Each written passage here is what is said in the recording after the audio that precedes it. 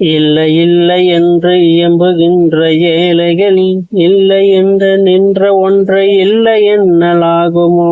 இல்லை இல்லை இல்லை இல்லை என்றுமல்ல இரண்டுமே ஒன்று நின்றதே.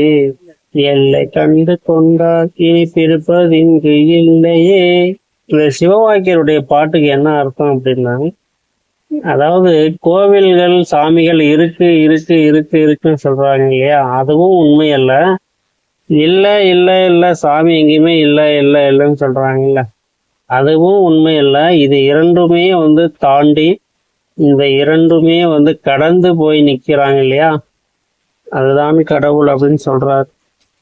அதாவது உன்னுள்ளே உணரு, கடவுள் உன்னுள்ளே வீற்றிருக்கிறார் ஒளிரூபமாய். அதாவது மெடிடேஷன் பண்ணு, நீ யாருன்னு உணரு. ஓகேங்களா?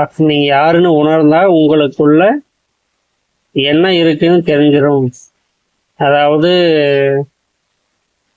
சொத்து பத்து குழந்தை குட்டி மனைவி மக்கள் இது எல்லாம், இந்த பணம் பேராசை புகழ் செல்வம் இது எல்லாத்தையும் விட்டுட்டு ஒரு யோக நிலைக்கு வா.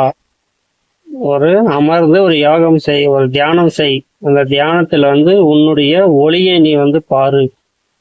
அதாவது உன்னுள்ளே ஒளியாய் வீற்றிருக்கிறார் இறைவன். ஓகேவா? ஜோதியாக இருக்கிறார், அதுதான் உண்மை.